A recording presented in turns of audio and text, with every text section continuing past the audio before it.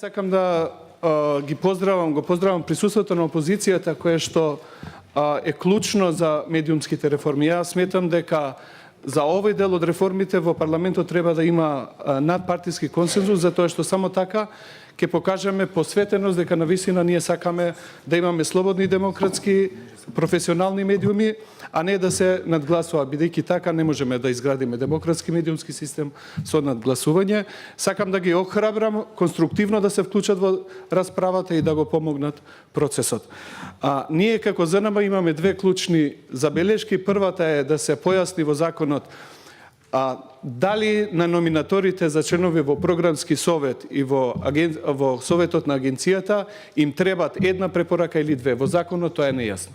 Второто е дали теоретски од една групација на организации кои имаат право да дадат поддршки може да се изберат сите членови на програмски совет на МРТ или советот на агенцијата. Тоа навистина не е јасно и молам тоа да се појасни.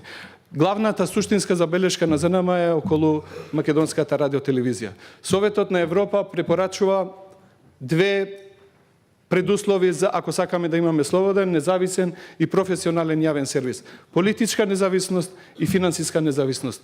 Во делот на предлагање на членовите мислам дека има добар систем, меѓутоа во делот на финансирањето ние сме убедени дека Македонската радиотелевизија со овие средства кои што се предвидени во законот не само што нема да може да ги исполни новите обврски кои што стојат во законот, отварање на два телевизиски канали на албански и на јазикот на националностите и на нов канал 24 часа на албански јазик, туку нема да може да ги финансира и да ги поддржи програмите кои што сега се како обврска на Македонската радиотелевизија.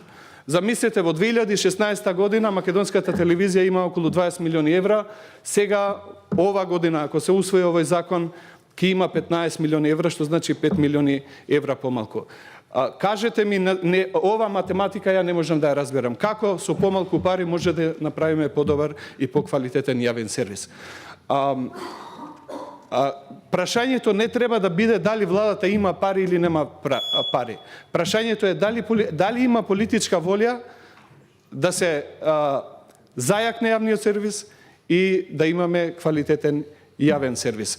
Не заборавите дека во Македонската радиотелевизија средната старосна година на структурата на вработените е 58 години. Ако сакате квалитетна програма, мора да вработите луѓе. Македонската радиотелевизија нема дописничка мрежа, срамно. Македонија не е само Скопје. Информации треба да се... Граѓаните имаат право да дознаат информација од цела Македонија.